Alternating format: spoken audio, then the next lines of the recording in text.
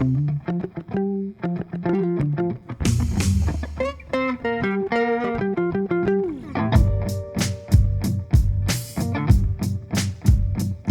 right, welcome to X Garage. Thank you guys for joining us today.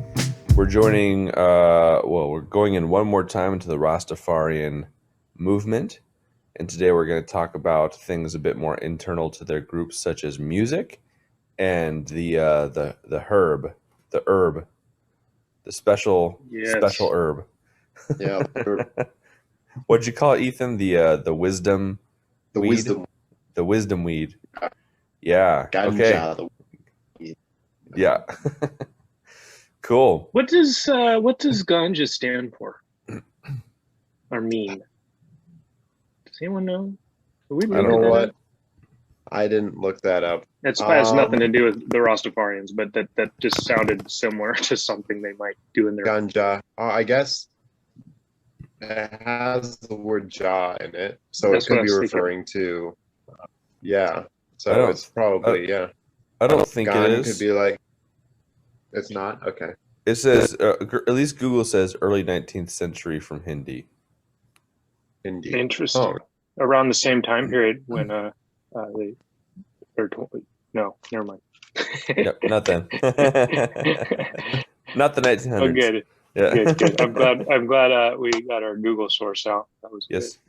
Yes, perfect. Oh yeah, it just means marijuana. Yep. Cool. Great. So obviously, music is a big part of their culture.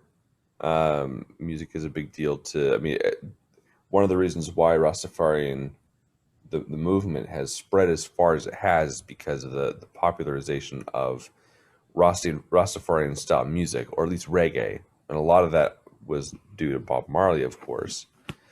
So it almost goes without saying that, like I said, Rastafari or music is an important feature of the Rastafarian movement. Bob Marley is almost synonymous with the belief system, as he helped promulgate its teachings by his music. Rastafarians hold to their music with pride. It almost seems that one needs to like the music a lot to become Rastafarian. They kind of seem like they go hand in hand.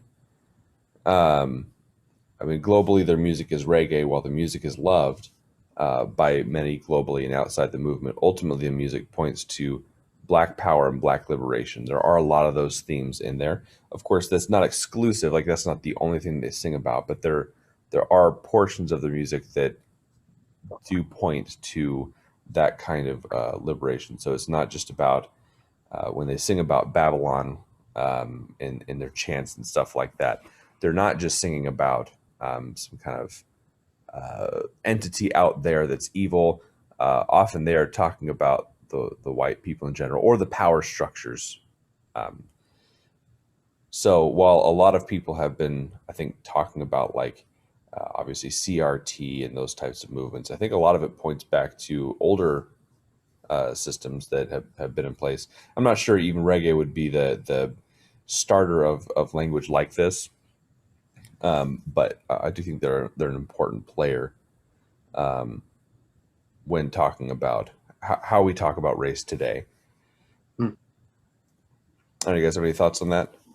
Yeah, I guess, like you're saying, it's probably definitely what popularized the ideas, but maybe not so much the first. Yeah, that's interesting. Yeah, and obviously critical race theory is born out of German philosophy and thinking of the early 20th century, and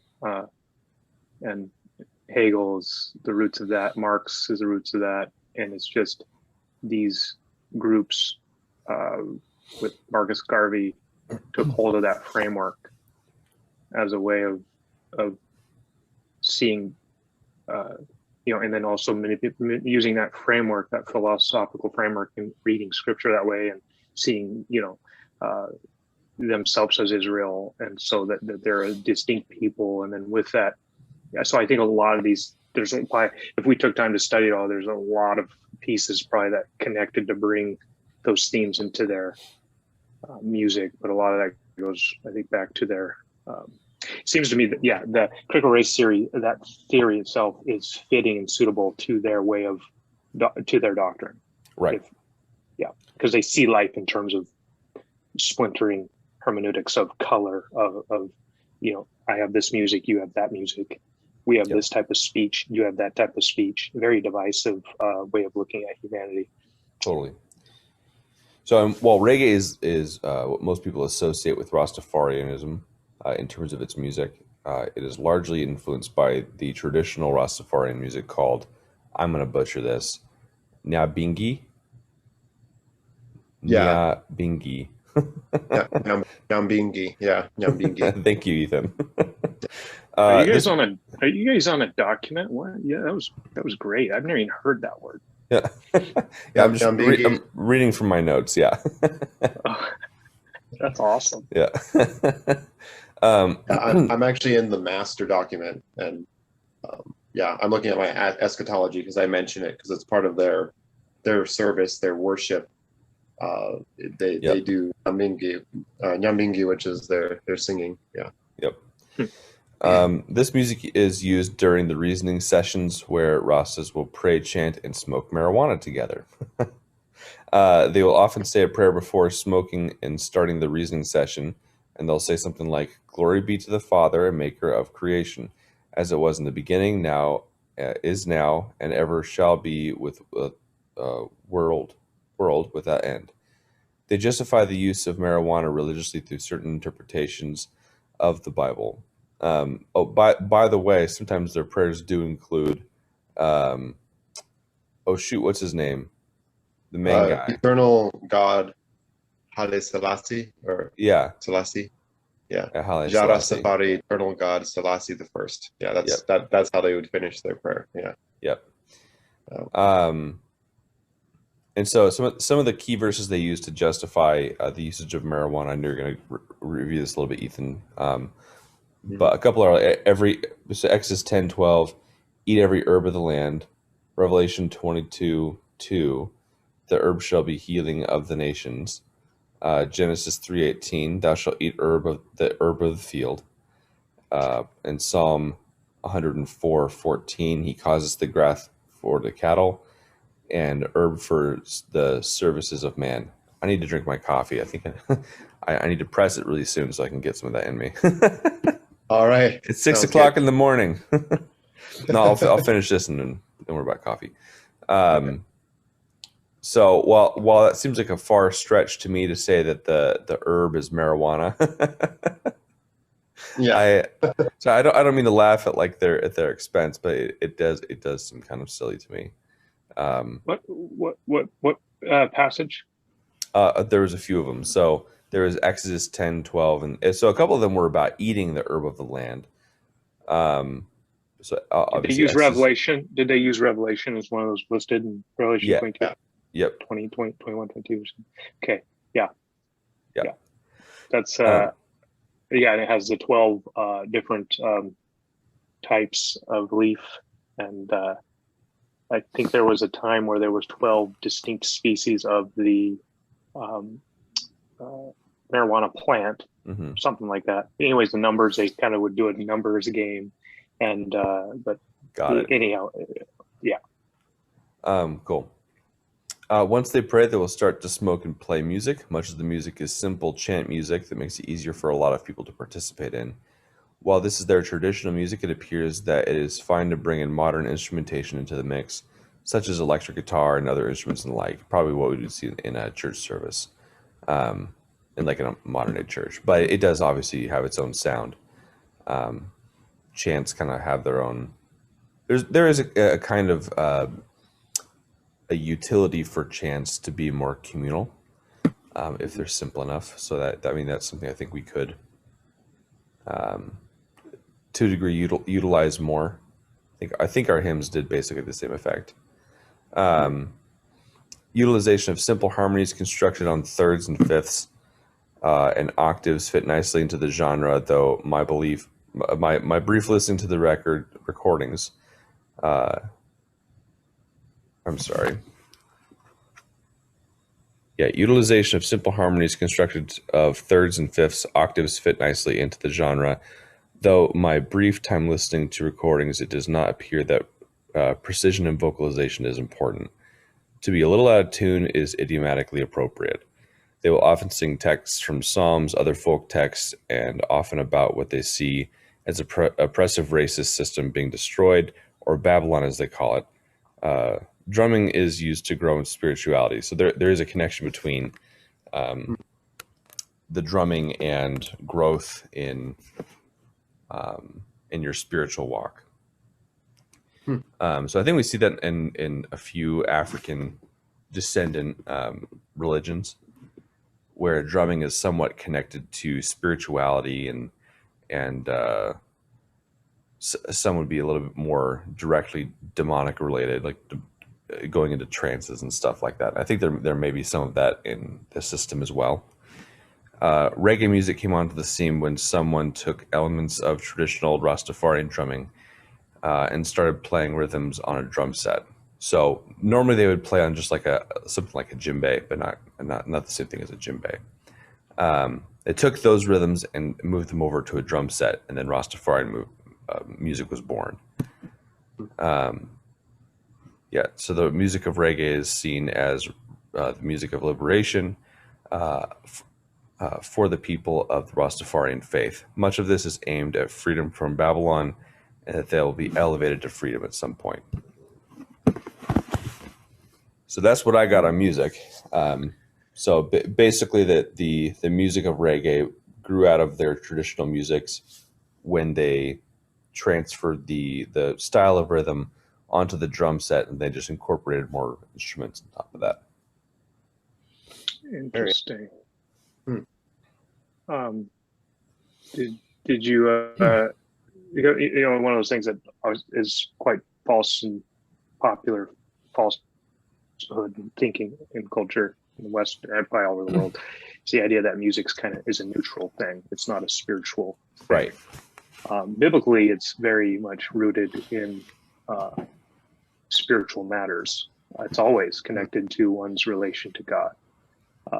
We could even talk about interpreting Lucifer as one who's deeply connected with that. And so when I hear you say, again, I didn't do the research in this area, so I'm just kind of, my mind is going off of hearing you talk and knowing that music's not neutral.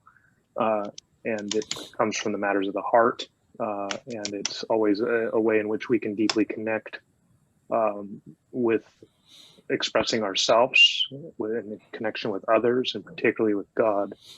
And when you mention chanting along with rhythmic beats that would produce even trance-like states or feelings, did you note anything?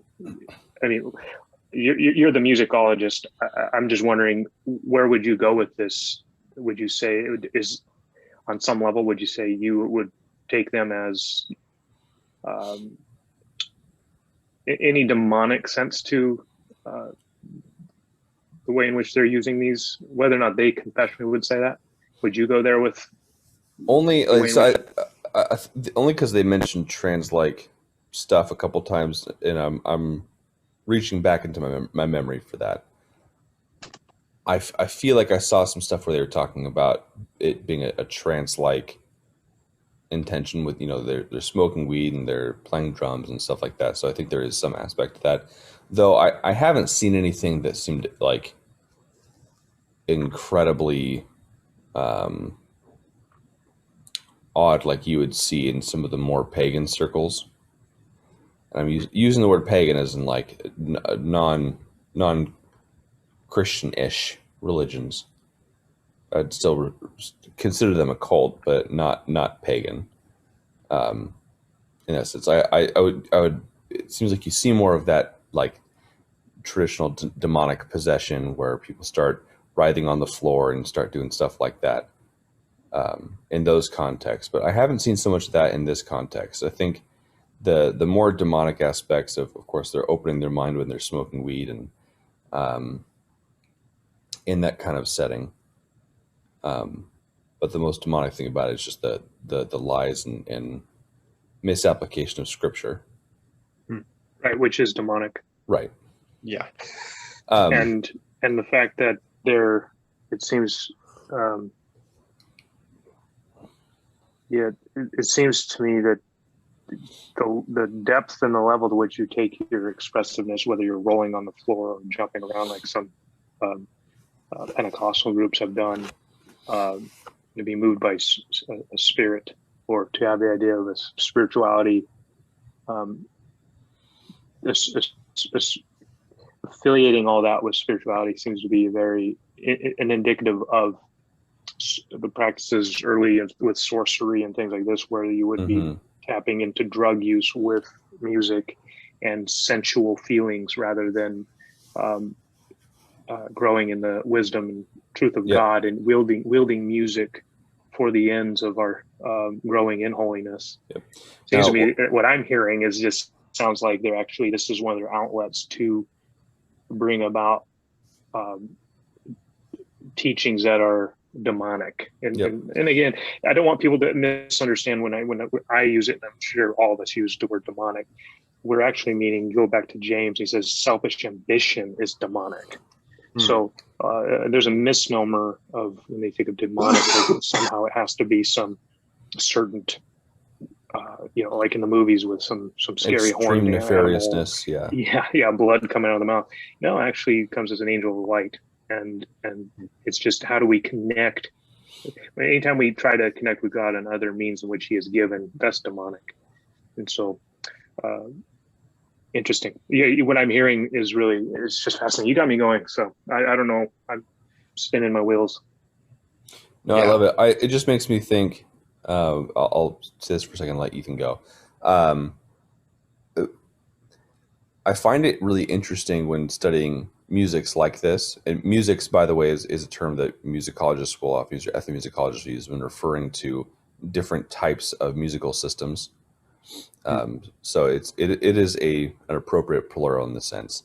When studying the musics of different cultures, I find it fascinating that the more, well, pretty much everywhere outside Europe, and maybe even in like the smaller villages within Europe, would be more likely to find like a high emphasis on the drums. And it kind of makes sense that, like, missionary efforts back in like the early 20th century would often include getting rid of the drums, because there was a high suspicion and superstition about what the drums meant. Now, I do think that drums can be used that way, though. I do believe that Christ will redeem all things. And so I think drums are included in the all things. So I don't find any particular wrong use with it, though I do find it interesting that groups have a tendency to, that if there is like a pagan religious emphasis or some sort of spiritualization of something, there is often drums present, anywhere from the cultic areas to Asia to Africa, South America, everywhere. It's probably also that it's one of the most simple universal instruments from the earliest of times, I'm assuming. And it's the basis of all other instruments is rhythm, in terms of song, melody.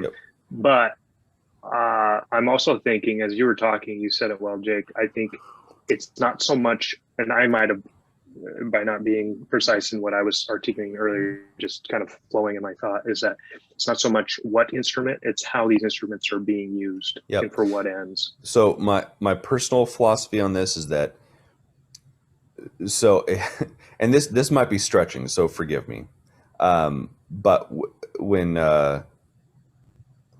Christ talks about the prayers of he didn't say pagans, but the certain types of people that kind of had this repetitious, what was the word he used? Of the spiritual, a clanging gong. No, are you talking about that? I think he said pretty much pagans. Did you say okay? Yeah. So when the pagans use repetitious prayers, I think there is. I don't think this was driving at, but I think there is an element there of the meaninglessness of the repetition. So when we get into like these kind of repetitive, like you just kind of say the same thing over and over, that has a tendency toward trance-like states.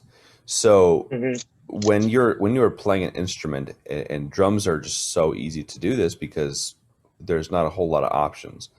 I mean, there are lots of options for a skilled drummer, but it's really easy just to get into kind of a rhythm and just do the same thing over and over and over to elicit that kind of meaninglessness effect and get lost in the rhythm and get lost in the pulse.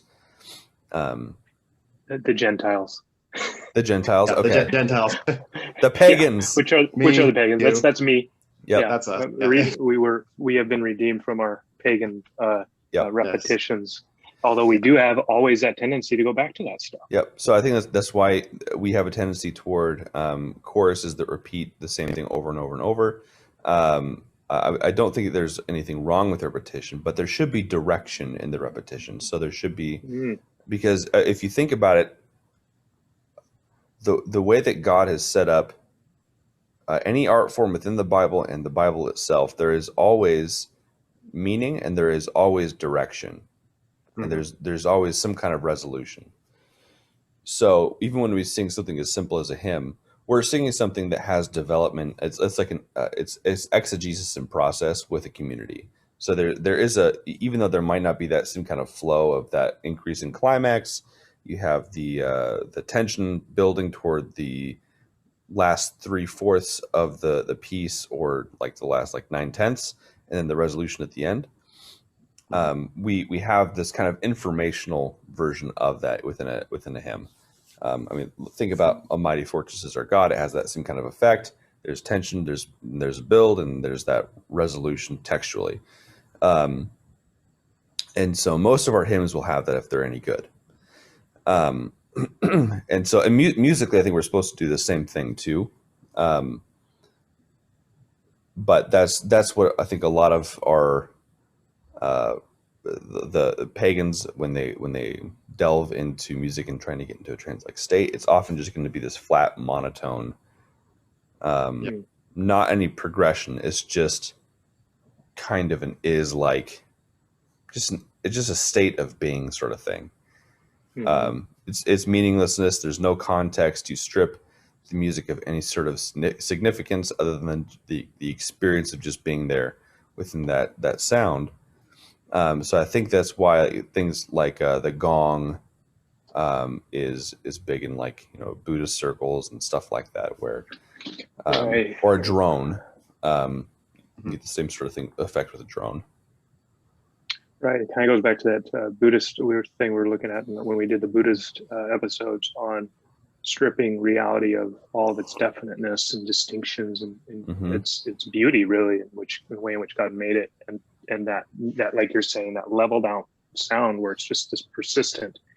It mimics that philosophy, and what it does is it's an escapist type. In my mind, it's an escapist type route, where instead of entering into troubled creation and redeeming it, it's finding your looking for your healing through just denying reality as it is and shaping it into a mundane state, which it's not. And because in those moments, you're bringing your mind to a state where it's absent of your problems. You're really it seems to me fundamentally, quintessentially an escapist mentality, and that type of music is as pagans and ourselves, and prior to knowing Christ, and as He is working our hearts today, we wouldn't be able to enter in to redeem our hearts and our situations if it wasn't for the grace of God. We would be back there trying to find some other means to do life. Anyhow. Yeah.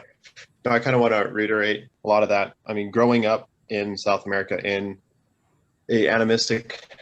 a previously animistic tribe, and coming across the witch doctor, they would do their healings, number one, with smoke, blowing smoke on things, or waving smoke, and also chanting. So once again, like it's sort of this universal, because number one, a lot of the chants were memorized. so they were something easy, but a lot of it is impromptu. So it's sort of something that you just kind of come off the top of your head, which once again I think is really opening you up to error in your singing. Also living in Africa, this was the way they did music. They'd get on a drum, they would hit the drum, and then someone in the crowd would shout out a line, and then everybody would start, repeating this line. Now there may be a place for that. I don't know. I haven't studied it enough, and it's actually, some of it's really beautiful, especially when it was done in the church, and one of the leaders who had a good voice, would just start shouting out these lines, and then everybody would sing along. But I always turn to, and I actually did a sermon on this when I was in Africa, Psalm 144. I do believe this song is talking about singing and about music. And it starts out and it says, "Blessed be the Lord, my rock, who trains my hands for war and my fingers for battle." And I do believe that's David's actually singing about God training his hands for war and his fingers for battles. And because it goes down into verse 9 in a sort of chiastic way, it says, "I will sing a new song to you, O God, upon a 10-string harp I will play to you." And so it's this idea that music is something that takes time to learn, to study, to train on, and it's something that we train under God to do in a way that is actually approaching the spiritual battle, which you've been talking about, Heath and Jake. That music is very instrumental in that spiritual battle, and it's a very important thing. And so how we do music is an important thing. Yep. Cool. Awesome. We got about 5 seconds left to end this thing, so we're gonna see you guys around next time on X Garage, and we'll see you guys around X Garage. X Garage. Garage.